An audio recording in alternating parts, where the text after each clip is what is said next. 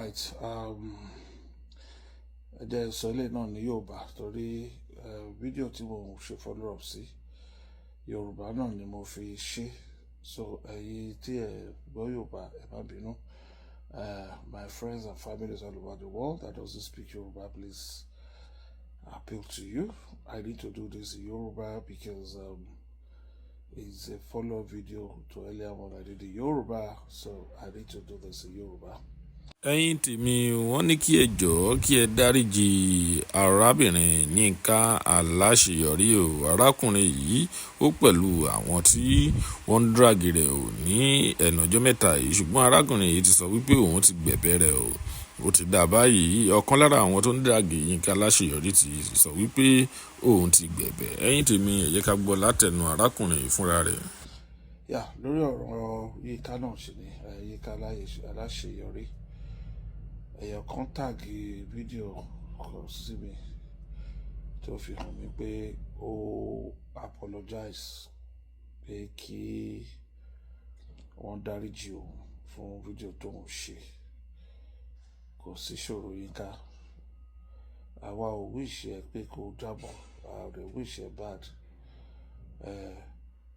Ọ̀rọ̀ tó sọ yẹ ó gbàbí tí ò dá jáde. Ló fà. So Ọlọ́run ti gbé ẹ sókè kò ní jábọ́ lórúkọ Jésù. The fact that you even had the presence of mind to reverse yourself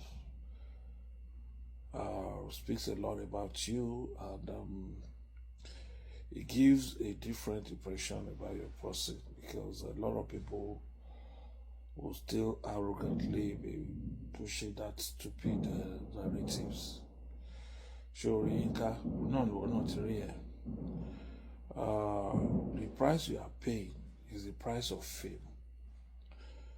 Torí tó bá jẹ́ ẹni tí ayé consider as a nobody, as an entity, ló make statement to make here, nobody would respond to them.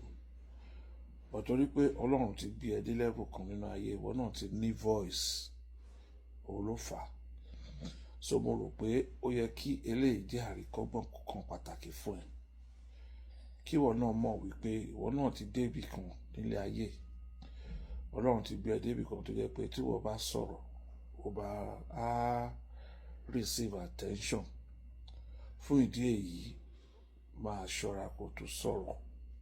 Má máa sọ̀rọ̀ just the way you feel. Máa wo ọ̀rọ̀ ẹ kó tó sọ. Because in this life, there is no free lunch in free town. For every status you attain, there is a price.